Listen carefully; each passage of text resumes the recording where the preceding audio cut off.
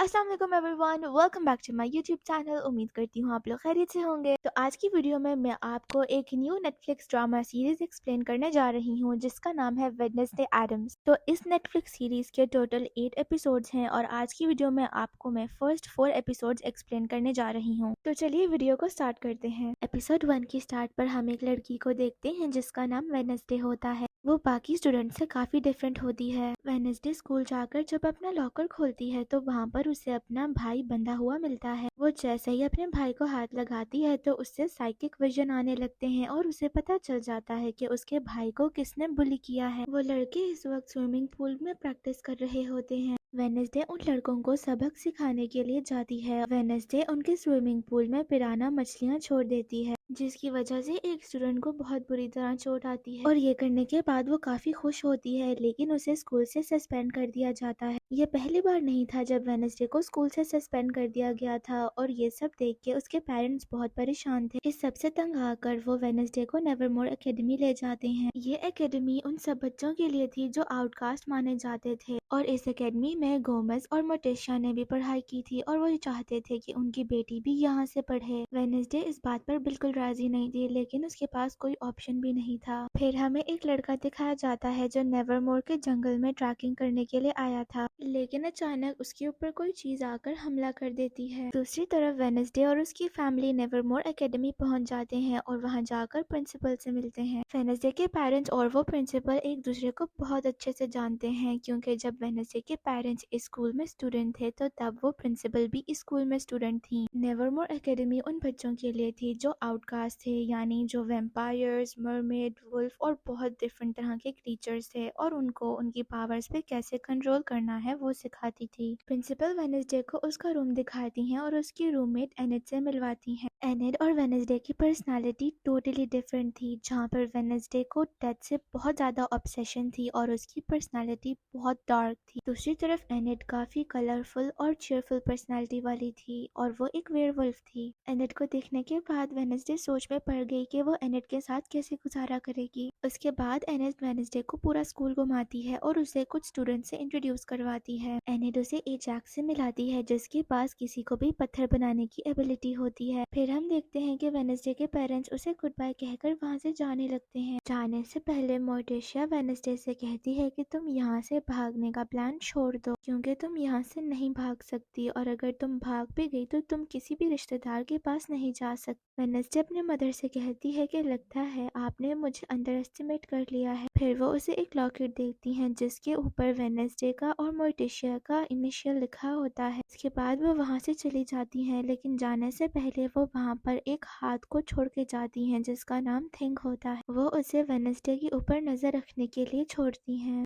फिर अगले दिन शेरिफ को नेवरमोर के जंगलों में उसी आदमी के बॉडी पार्ट्स मिलते हैं जो वहाँ पर ट्रैकिंग के लिए आया था और इस तरह का हादसा नेवरमोर के जंगलों में अब तीसरी बार हो चुका था। फिर हम वेडनेसडे को देखते हैं जो अपने कमरे की विंडो की आधी साइड से कलर फिल्म उतार देती है, क्योंकि उसे कलर्स बिल्कुल नहीं पसंद और ये करते हुए उसे एनेट देख लेती है और उससे पूछने की कोशिश करती है, लेकिन एनेट ये कुछ कहने से पहले ही वेडनेसडे उससे कहती है कि वो शोर मत करे क्योंकि अभी वेडनेसडे का लिखने का वक्त हो गया है। पर एनेट उल्टा गाना बजाकर डांस करने लगती है। वेडनेसडे एनेट से कहती है कि वो सॉन्ग बंद कर दे, लेकिन एनेट उसे अपने वेयरवुल्फ वाले पंजे दिखाकर डराने लगती है। लेकिन तभी वहाँ पर मिस थॉर्नहिल आ जाती हैं जो उनकी डॉर्म मॉम थी। वो वहाँ पर वेडनेसडे को वेलकम करने के लिए आती हैं और उसे एक ब्लैक कलर का फ्लावर गिफ्ट करती हैं। अगले दिन जब वेडनेसडे कहीं जा रही थी तो थिंग्स भी उसे देख रहा था। तभी अचानक वेडनेसडे के ऊपर एक स्टैचू आके गिरने वाला होता है, लेकिन सही वक्त पर जेवियर नाम का एक लड़का उसे बचा लेता है। जेवियर भी एक आउटकास्ट था और वो भी उसी एकेडमी में पढ़ता था,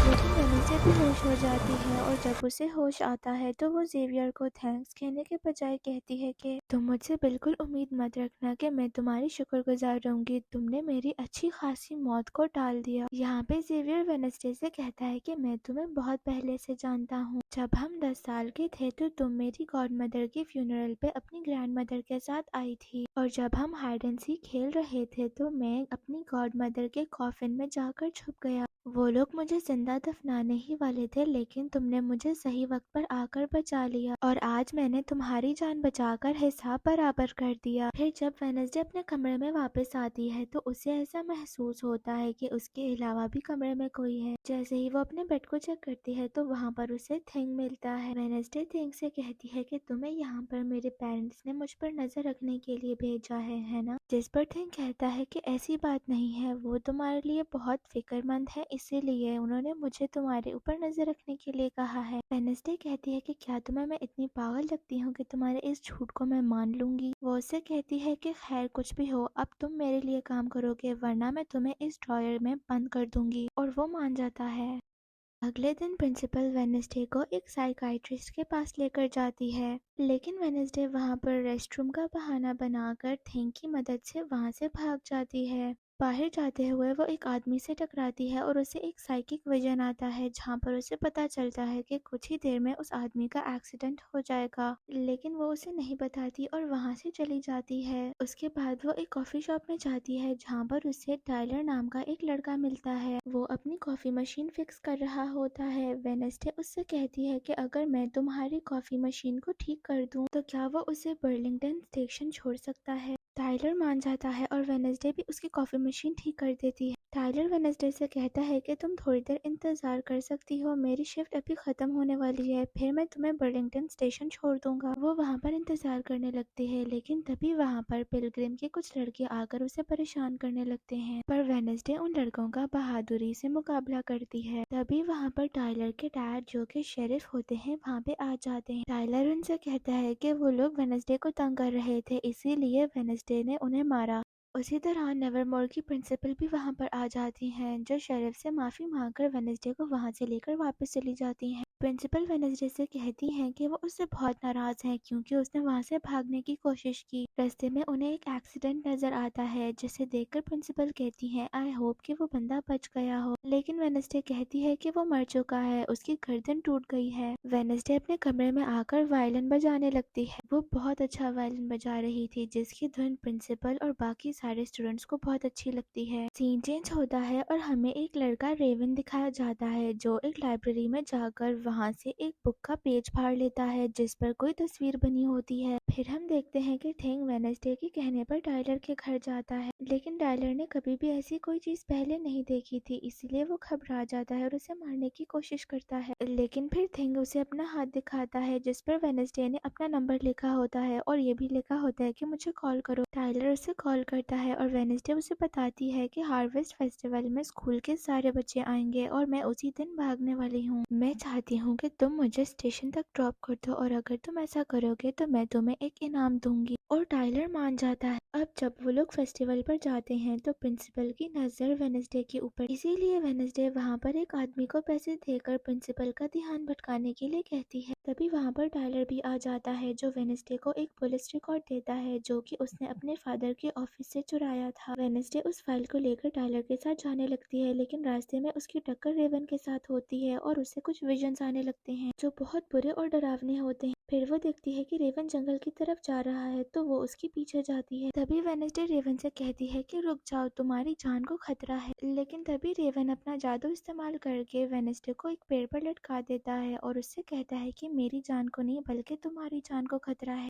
और ये भी बताता है कि उस दिन वो स्टैचू मैंने ही तुम्हारे ऊपर गिराया था तुम्हें मारने के लिए, लेकिन तुम बच गए। और फिर वो वेडनेसडे को एक तस्वीर दिखाता है और उससे कहता है कि इस तस्वीर में तुम हो, जो मेरी माँ ने 25 साल पहले बनाई थी। मेरी मदर 25 साल पहले नेवरमोर में पढ़ा करती थी और मरने से पहले उन्होंने मुझसे कहा था कि मुझे इस लड़की को किसी भी हालत में रोकना होगा, वरना वो नेवरमोर एकेडमी के साथ साथ पूरी दुनिया को तबाह कर देगी। वो वेडनेसडे को मारने ही वाला होता है, लेकिन तभी वहाँ पर एक मॉन्स्टर आकर रेवन पर हमला कर देता है और उसे बहुत बेरहमी से मार देता है। वेडनेसडे रेवन के पास पड़ी हुई तस्वीर लेके वापस से अपने कमरे में आ जाती है। वो फैसला करती है कि वो नेवरमोर एकेडमी से नहीं भागेगी और पता लगाएगी कि रेवन ने ऐसा क्यों कहा कि वो सब कुछ तबाह कर सकती है। और वो ये भी पता करना चाहती थी कि उस मॉन्स्टर ने वेडनेसडे की जान क्यों बचाई, और उसके डैड की पुलिस रिपोर्ट जिसके ऊपर उसके डैड पर एक मर्डर का इल्जाम था। यहाँ पर एपिसोड 1 एंड होता है। एपिसोड 2 की स्टार्ट पर हम देखते हैं कि शेरिफ नेवरमोर एकेडमी जाते हैं वेडनेसडे वेनेसडे से मिलने के लिए, क्योंकि वेनेसडे उन्हें बताती है कि रेवन की बॉडी जंगल में है, लेकिन जब वो लोग वहाँ पर छानबीन करते हैं तो उन्हें वहाँ पर कोई बॉडी नहीं मिलती। वेनेसडे बताती है कि ऐसा बिल्कुल नहीं हो सकता, मैंने खुद रेवन की बॉडी वहाँ पर देखी थी। शेरिफ उससे कहते हैं कि तुम इतने यकीन के साथ कैसे कह सकती हो, तो वो बताती है कि उस रात मैं रेवन के पीछे जंगल में गई थी और मैंने देखा था कि एक मॉन्स्टर ने उसे मार दिया और फिर मैं बेहोश हो गई। प्रिंसिपल कहती हैं कि रेवन का मर्डर नहीं हुआ है, वो यहाँ से भाग गया है और आपको वेनेसडे की बात पर यकीन करने की कोई जरूरत नहीं है। इसे दौरे पड़ते रहते हैं, इसीलिए ये साइकाइट्रिस्ट के पास भी जाती है। वेनेसडे प्रिंसिपल से बाहर जाने के लिए कहती है क्योंकि वो शेरिफ से अकेले में बात करना चाहती है। जैसे ही वहाँ से प्रिंसिपल चली जाती हैं तो वेनेसडे शेरिफ को बताती है कि जंगल में कोई तो है जो सबको मार रहा है और उसी ने ही रेवन को मारा है। लेकिन तभी वहाँ पर रेवन सही सलामत वापस आ जाता है। अगले दिन वेनेसडे वापस से थेरेपी के लिए जाती है तो वो साइकाइट्रिस्ट उससे पूछती है कि तुमने ऐसा झूठ क्यों बोला कि तुमने रेवन की डेड बॉडी को देखा है, जिस पर वेनेसडे कहती है कि मैं जानती हूँ मैंने क्या देखा है और मुझे कोई जरूरत नहीं कि मैं आपको बताऊं। जब वेनेसडे वापस जा रही होती है तो रास्ते में उसे टाइलर मिलता है। वो उसे कहता है कि मुझे पूरा यकीन है जो भी तुम कह रही हो वो सच है। जब वेनेसडे वापस घर आती है तो उस तस्वीर के ऊपर एक सिंबल को नोटिस करती है। उसे पता चलता है कि रेवन को बिला वजह स्कूल से निकाला जा रहा। सच पता करने के लिए वो थिंग्स को रेवन के पीछे भेजती है। फिर वेनेसडे को प्रिंसिपल बुलाती हैं जो उसे एक्स्ट्रा करिकुलर एक्टिविटीज में पार्टिसिपेट करने के लिए कहती हैं और उनके कहने पे Wednesday bee keeping club join कर लेती है, जिसमें सिर्फ एक ही स्टूडेंट होता है जिसका नाम यूजीन होता है। दूसरी तरफ थिंग्स रेवन को फॉलो कर रहा होता है और देखते ही देखते रेवन एक बूढ़े आदमी में बदल जाता है और थोड़ी देर बाद वो नेवरमोर एकेडमी की प्रिंसिपल में बदल जाता है। थिंग्स वापस आके ये सारी बातें वेनेसडे को बता देता है। जब क्लास शुरू होने वाली होती है तो जेवियर वेनेसडे से कहता है कि मेरी साथ वाली सीट खाली है तो तुम यहाँ पर आकर बैठ सकती हो। जेवियर एक स्पाइडर की ड्राइंग बनाता है और फिर अपनी मैजिक से उसे जिंदा कर देता है, लेकिन वेनेसडे उसे मार देती है। फिर क्लास के दौरान बियांका और वेनेसडे के बीच में बहुत ज्यादा बहस होती है। बियांका एक सायरन होती है और वो जेवियर की एक्स गर्लफ्रेंड भी होती है। वो नेवरमोर एकेडमी की सबसे पॉपुलर स्टूडेंट है। बियांका वेनेसडे को बिल्कुल पसंद नहीं करती थी और ना ही वेनेसडे बियांका को, क्योंकि पूरे स्कूल में सिर्फ वेनेसडे ही थी जो बियांका के टक्कर में थी। उसके बाद वेनेसडे एनेट को अपनी जगह पर बी फार्मिंग क्लब भेज देती है और वो खुद नेवरमोर के जंगलों में अकेली चली जाती है उस मॉन्स्टर की तलाश में। यहाँ पर टाइलर वेनेसडे को अपने डैड की नजरों से बचा लेता है। टाइलर भी अपने फादर का पीछा करते हुए वहाँ पर आ गया था। वेनेसडे को वहाँ पर रेवन का ग्लासेस मिलता है और जैसे ही वो उसे टच करती है तो उसे विजन आने लगते हैं, जहाँ पर वो जेवियर और रेवन को लड़ते हुए देखती है और उसे एक लाइब्रेरी और बुक दिखाई देती है। इसीलिए वो उस बुक की तलाश में लाइब्रेरी जाती है, लेकिन बहुत ढूंढने पर भी वो बुक उसे वहाँ नहीं मिलती। उसके बाद वेनेसडे चुपके से जेवियर के रूम में जाती है, क्योंकि जेवियर रेवन का रूममेट था। वो लोग वहाँ पर बुक ढूंढ रहे थे और तभी वहाँ पर जेवियर आ जाता है। जेवियर से बचने के लिए वेनेसडे और थिंग बेड के नीचे छुप जाते हैं। तभी बियांका भी जेवियर के रूम में आ जाती है। वो जेवियर से पैचअप करना चाहती थी, लेकिन जेवियर मना कर देता है और बियांका को लगता है कि जेवियर उसे वेनेसडे की वजह से छोड़ रहा है। वेनेसडे वापस अपने कमरे में जाती है और एनेट से कहती है कि मैं भी तुम्हारे साथ बोट रेस में पार्टिसिपेट करूंगी और इस बार बियांका को हराऊंगी। अगले दिन बोट रेस शुरू होती है और इस रेस का कोई भी रूल नहीं होता। इस गेम में जो टीम सबसे पहले गुफा की तरफ जाकर अपना फ्लैग वापस लेकर आएगा वही टीम जीतेगी। जैसे ही गेम शुरू होता है तो बियांका का एक मरमेड दोस्त एक टीम की बोट को गिराकर तोड़ देता है और जैसे ही वो वेनेसडे की बोट की तरफ बढ़ने की कोशिश करता है तो थिंग उसके ऊपर जाल फेंककर उसे पानी में फंसा देता है। तीनों टीम केव्स के पास पहुंच जाते हैं और अपना फ्लैग लेने के लिए जाते हैं। इस मौके का फायदा उठा के एनेट अपने पंजों की मदद से जोकर टीम की बोट पर सुराख कर देती है। सारे लोग अपना फ्लैग लेकर वापस आ रहे थे, लेकिन जैसे ही वेनेसडे अपना फ्लैग लेकर वापस आने लगती है तो उसे एक विजन आता है, जहाँ पर उसे एक लड़की दिखाई देती है जो बिल्कुल उसकी तरह दिख रही थी और उसके हाथ में एक किताब होती है। जैसे ही उसे होश आता है तो वो अपना फ्लैग लेकर जल्दी से अपनी बोट की तरफ जाती है। जोकर टीम की बोट में सुराख होने की वजह से वो बोट डूबने लगती है और वो लोग हार जाते हैं। अब बियांका का वो मरमेड दोस्त वेनेसडे की बोट पर अटैक करने लगता है, लेकिन तभी वहाँ पर थिंग आकर उसके मुंह पर एक जोर से पंच करता है। अब वेनेसडे अपनी बोट से शार्प एरोज निकालकर बियांका की बोट पर मार देती है, जिसकी वजह से उनकी बोट डूबने लगती है और वो लोग हार जाते हैं और एनेट की टीम जीत जाती है। ये 4 सालों में पहली दफा हुआ था कि किसी ने बियांका को हराया, जिसकी वजह से आज बियांका बहुत गुस्से में थी। वेनेसडे एक स्टैचू के पास आके बैठती है जिसकी हाथ में एक किताब होती है और उस किताब पर जो साइन होता है वो बिल्कुल वैसा होता है जैसे वेनेसडे की विजन में उस लड़की ने पकड़ी थी। उस किताब के ऊपर एक पहेली होती है और जैसे ही वो उसे सॉल्व करती है तो एक सीक्रेट दरवाजा खुलता है। वहाँ पर उसे अपने मॉम डैड के साथ साथ बहुत से दूसरे लोगों की तस्वीरें दिखती हैं जो कि सीक्रेट सोसाइटी के मेंबर्स होते हैं। उसे वहाँ पर वो बुक भी मिल जाती है लेकिन वो वहाँ से उसे लेकर जाए उससे पहले ही कोई उसे किडनैप कर लेता है। यहाँ पर एपिसोड 2 एंड होता है। एपिसोड 3 की स्टार्ट में हम देखते हैं कि वेडनेसडे को कुछ लोगों ने बांध के रखा हुआ था। ये लोग सीक्रेट सोसाइटी के मेंबर्स थे और इन्होंने अपना चेहरा मास्क से ढका हुआ था, लेकिन उनकी आवाज सुनकर वेडनेसडे पहचान जाती है कि ये बियांका और उसके दोस्त है और उनसे कहती है कि तुम लोग अपना मास्क हटा दो। क्योंकि वेडनेसडे को उनके सीक्रेट सोसाइटी क्लब के बारे में पता चल गया तो जेवियर वेडनेसडे को क्लब ज्वाइन करने के लिए कहता है, लेकिन वेडनेसडे मना कर देती है और कहती है कि मुझे इस बकवास क्लब के हिस्सा बनने का कोई शौक नहीं है। इसी दौरान वो अपने हाथों की रस्सियों को खोल देती है और जाते हुए कहती है कि तुम लोग तो किसी को सही तरह किडनैप भी नहीं कर सकते। अपने कमरे में वापस आने के बाद वो उस बुक पर वो तस्वीर लगा के कंप्लीट कर देती है और उस बुक को पढ़ने लगती है। अगले दिन प्रिंसिपल नेवरमोर के सारे स्टूडेंट्स को एक प्रोजेक्ट देती है जिस पर उन्हें पिलग्रिम शहर जाकर दुकानों में काम करना था। जैसे ही वो लोग शहर पहुंचते हैं तो वेडनेसडे जेवियर को वो बुक दिखाती है और उससे पूछती है कि क्या तुम उस बुक को जानते हो। जेवियर कहता है कि इस बुक की वजह से मेरे और रेवन के बीच में लड़ाई भी हुई थी।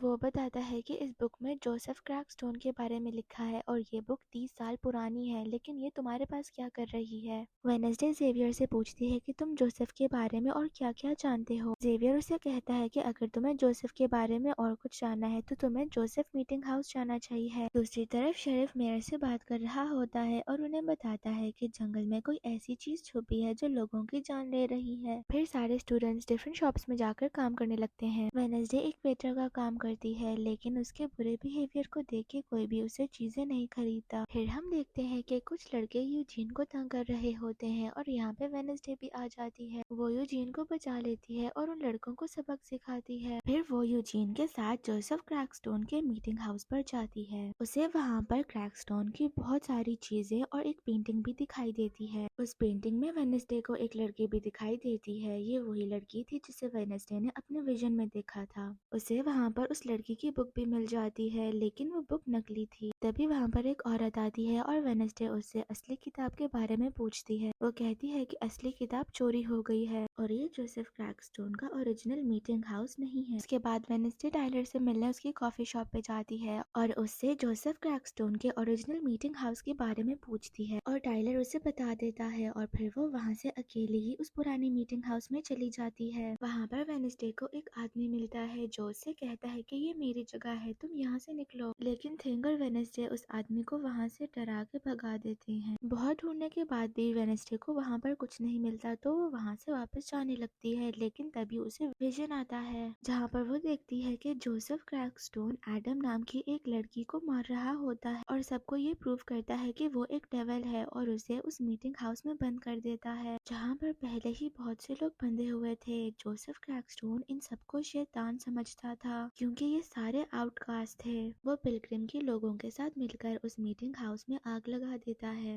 एडम अपनी मदर को छुड़ाने की कोशिश करती है लेकिन वहाँ पर जितने भी लोग होते हैं उनका हाथ जमीन के साथ बंधा होता है सिवाय एडम के। एडम की मदर के कहने पर उसे बेसमेंट के दरवाजे से भागना होता है और क्रैकस्टोन सारे आउटकास्ट को जिंदा जला देता है। एडम्स वहाँ पर आती है और वेडनेसडे से कहती है कि क्रैकस्टोन हम सबको मार देगा और तभी वहाँ पे क्रैकस्टोन आ जाता है और वेडनेसडे वापस से अपने प्रेजेंट में आ जाती है। तभी वहाँ पर वो मॉन्स्टर आ जाता है लेकिन जैसे ही वो वेडनेसडे को देखता है तो वो वहाँ से भाग जाता है। वेडनेसडे और थिंग उसका पीछा करते हैं लेकिन वेडनेसडे देखती है कि उस मॉन्स्टर के पैरों के निशान एक ह्यूमन में बदल गए हैं। तभी वहाँ पर जेवियर भी आ जाता है जो वेडनेसडे का पीछा कर रहा था। अगले दिन पिलग्रिम शहर में जोसेफ क्रैकस्टोन का नया स्टैचू लगाया गया था और उस पर एक सेरेमोनी भी थी। पिलग्रिम के लोग जोसेफ क्रैकस्टोन को एक फ्रीडम फाइटर मानते थे और वेडनेसडे को वहाँ पर वायलिन बजाने के लिए बुलाया गया था। लेकिन जैसे ही वो स्टैचू इंस्टॉल हो जाता है तो थिंग उस स्टैचू को जला देता है क्योंकि वेडनेसडे के कहने पर ही उसने पहले उस स्टैचू के ऊपर फ्यूल डाल दिया था। सारे लोग आग देखकर वहाँ से भागने लगते हैं लेकिन वेडनेसडे आग देखकर मुस्कुरा रही थी। प्रिंसिपल को वेडनेसडे के ऊपर शक था लेकिन उनके पास वेडनेसडे के खिलाफ कोई सबूत नहीं थे। फिर हमें वो बूढ़ा आदमी दिखाया जाता है जिसे हमने ओल्ड मीटिंग हाउस में देखा था।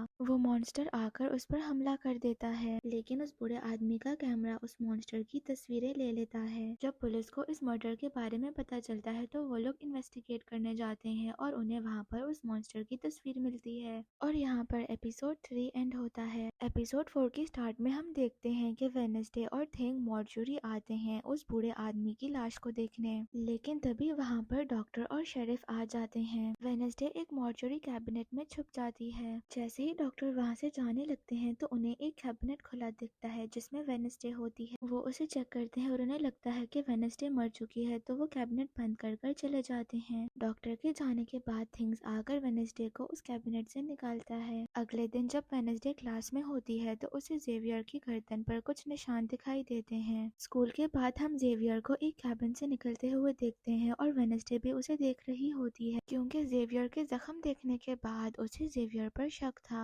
जैसे ही वेडनेसडे अंदर जाती है तो वहाँ पर उसे मॉन्स्टर की बहुत सारी पेंटिंग्स दिखती हैं जो जेवियर ने बनाई थी। वो वहाँ से जाने ही वाली होती है, लेकिन जेवियर उसे देख लेता है। लेकिन उसका ध्यान भटकाने के लिए वेडनेसडे उससे कहती है कि क्या तुम आज रात मेरे साथ डांस पार्टी पर चलोगे। वेडनेसडे उस मॉन्स्टर की ड्राइंग जो जेवियर ने बनाई थी वो शेरिफ को दिखाती है, लेकिन शेरिफ कहता है कि इससे हम किसी को पकड़ नहीं सकते, तुम्हें कोई स्ट्रॉन्ग सबूत लाना होगा। फिर वेडनेसडे अपनी सारी रिसर्च को यूजीन के बी फार्म में लगा देती है और उनमें से एक ड्राइंग को यूजीन पहचान जाता है। वो वेडनेसडे को उस जगह पर लेकर जाता है। जब वो दोनों उस गुफा के अंदर जाते हैं तो उन्हें बहुत सारी हड्डियां और एक हथकड़ी भी मिलती है। थोड़ी देर और ढूंढने पर वेडनेसडे को वहाँ पर एक नुकीला नाखून भी मिलता है। वो उस नाखून को अपने पास रख लेती है और फिर वो जेवियर के कैबिन में जाती है और डस्टबिन में से एक कपड़ा निकालती है जिस पर खून लगा होता है। वो उस कपड़े को भी अपने पास रख लेती है, लेकिन तभी वहाँ पर जेवियर आ जाता है जो वेडनेसडे को देखकर उससे पूछता है कि तुम यहाँ पर क्या कर रही हो। वेडनेसडे उससे पूछती है कि तुम्हारी गर्दन पर ये चोट कैसे लगी। जेवियर बताता है कि पिछले कुछ दिनों से ये मॉन्स्टर बार बार मेरे ख्वाब में आ रहा है, इसीलिए मैं इस मॉन्स्टर की स्केचेस बनाता हूँ। लेकिन एक दिन मेरे मैजिक आउट ऑफ कंट्रोल हो गया, जिसकी वजह से पेंटिंग के अंदर से निकलकर उस मॉन्स्टर ने मुझ पर अटैक कर दिया। जिसके बाद जेवियर वेडनेसडे पर गुस्सा होता है और उसे वहाँ से जाने के लिए कहता है। उसके बाद वेडनेसडे उस नाखून और कपड़े को शेरिफ के पास लेकर जाती है और उनसे कहती है कि अब डीएनए टेस्ट कर पता लगा लो, इतना सबूत काफी है ना। फिर हम वेडनेसडे और यूजीन को बात करते हुए देखते हैं। वेडनेसडे उससे कहती है कि हम दोनों के पास डांस पार्टनर नहीं है, तो हम लोग रात को उस गुफा में जाकर मॉन्स्टर को ढूंढेंगे। रात को वेडनेसडे जब यूजीन के साथ जाने की तैयारी कर रही थी तो तभी टाइलर उसके दरवाजे पर तैयार होकर आता है, क्योंकि थिंग्स ने वेडनेसडे बनकर टाइलर को पार्टी में आने के लिए इनवाइट किया था।